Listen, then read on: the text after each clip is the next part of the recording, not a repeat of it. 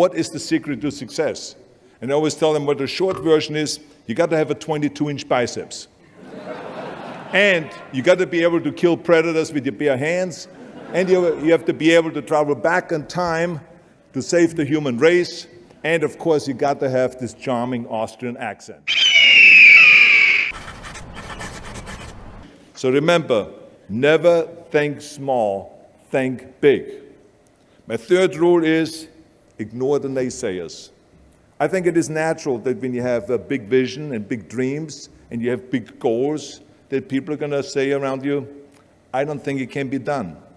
I think it's impossible, or no.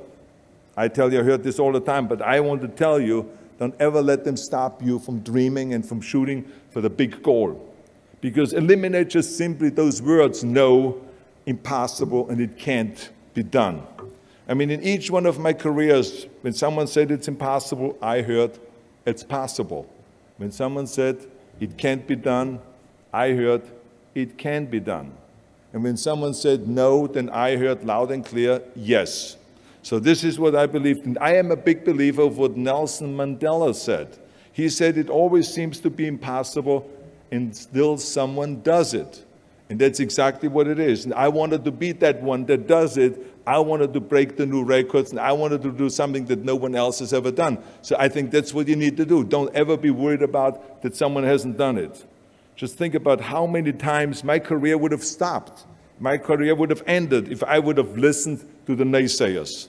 I mean, it started right away when I was 15 years old, and I became a bodybuilder. Right after the top, when I said, I want to be a world champion in bodybuilding, I want to be Mr. Universe.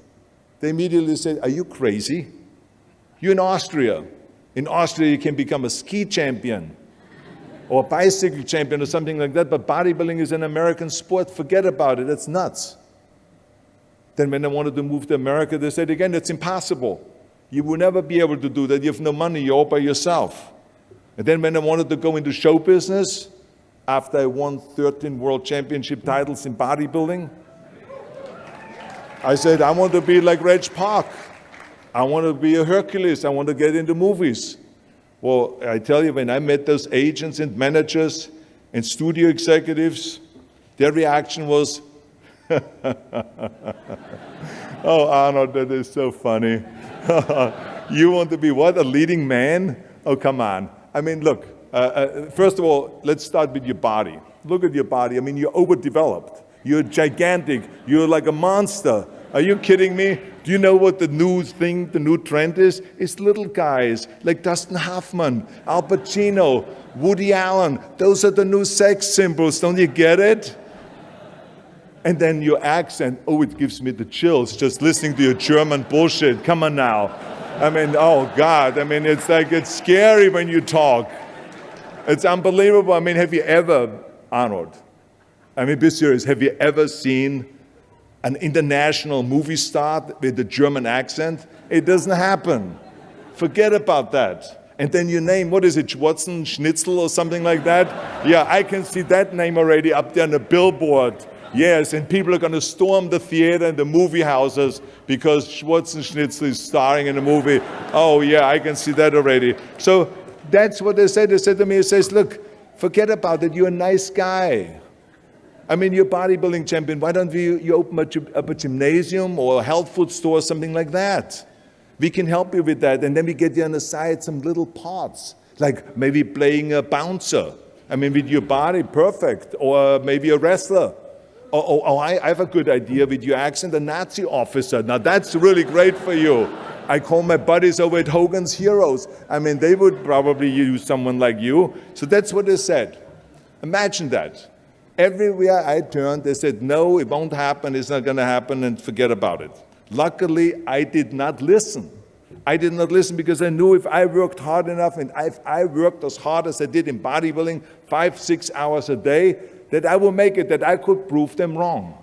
And I started working very hard. I started taking acting classes, English classes, speech classes, dialogue classes, even accent removal classes. I ran around all day saying lines like, a fine wine grows on a vine. Because you see, we Austrians and Germans have a difficult time with the V and with the W and with the F. We get it all mixed up. So it was a fine wine grows on a vine. Or the sink is made out of zinc.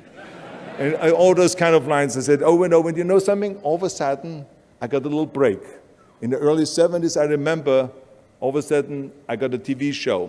A little part. Then another little part. And then all of a sudden, I got a phone call from Lucille Ball to be in her special Happy Anniversary and Goodbye, which was with Art Carney.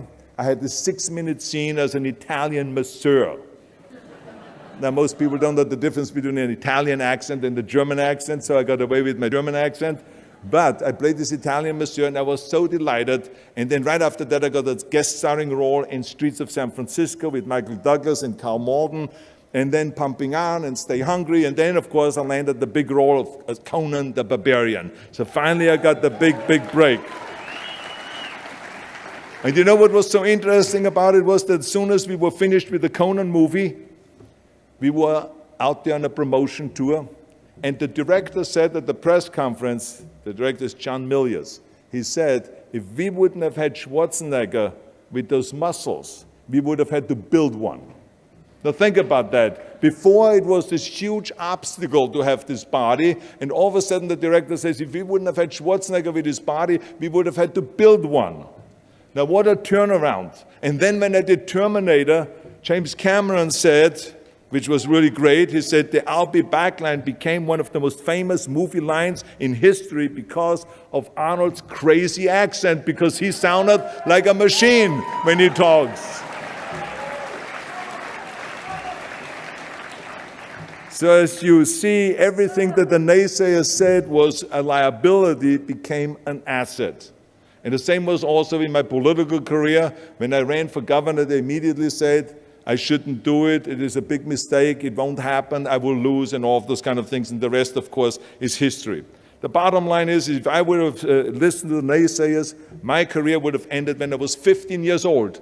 I would be still yodeling in Austria, in the Alps, and I would not be talking here today to you. The reason why I'm here today and talking to you is because I did not listen to you can't, or it's impossible, or no. So I just recommend to you very strongly, ignore the naysayers.